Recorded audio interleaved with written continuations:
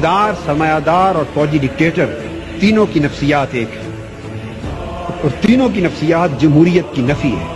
تینوں کی نفسیات جمہوریت کی نفی پر قائم ہے۔ جاگیردار اس کا براٹ اپ ایسے ماحول میں ہوا ہے، اس کی نفسیات نے نشو و نما ایسے ماحول میں پائی ہے کہ اس نے جس بیٹی کو پسند کیا اس کو اٹھا لیا۔ اسے قوم کی بیٹی کی عزت، اپنی بیٹی کی عزت دکھائی نہیں دیتی۔ جس نے سر اٹھایا اسی کی چوری کروا دی، اسی کو اغوا کروا دیا، قتل کروا دیا۔ وہ جاگیردار جس کی نفسیات اس ماحول میں بنی ہے، جب وہ پورے ملک کا اقتدار لیتا ہے تو وہ پورے ملک کو اپنی جاگیر کے طور پہ چلانا چاہتا ہے۔ سرمایہ دار اس کی نفسیات یہ ہے، وہ پورے ملک کو اپنی انڈسٹری کے طور پر اور فاؤنڈری کے طور پہ چلانا چاہتا ہے، پورے ملک کو انڈسٹری بنانا چاہتا ہے۔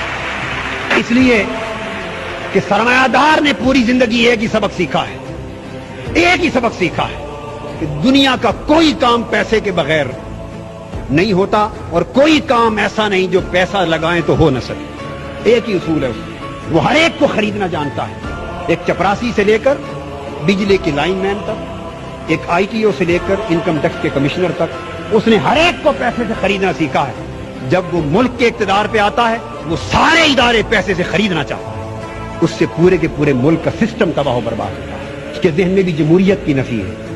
اور فوجی ڈکٹیٹر اس نے بھی زندگی بھر ایک ہی بات سیکھی ہے کہ جو حکم دوں آگے نو کی کسی کو جرأت نہ ہو۔ جب وہ اقتدار پر آتا ہے تو وہ پورے ملک کو بٹالین کی طرح چلانا چاہتا ہے۔ 48 سال میں ملک کی زمان اقتدار بدل کے ان تین طبقات میں رہی۔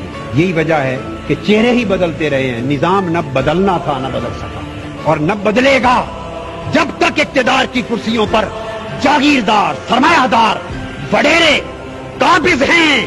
اس وقت تک اس ملک کی تقدیر، اس ملک کا نظام، اس ملک کے غریب کا مقدر کبھی بدل نہیں سکتا۔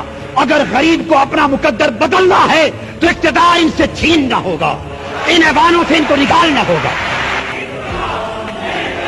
انقلاب نعروں سے بھی نہیں آئے گا، انقلاب خون مانگتا ہے، خون مانگتا ہے، انقلاب قربانیاں مانگتا ہے۔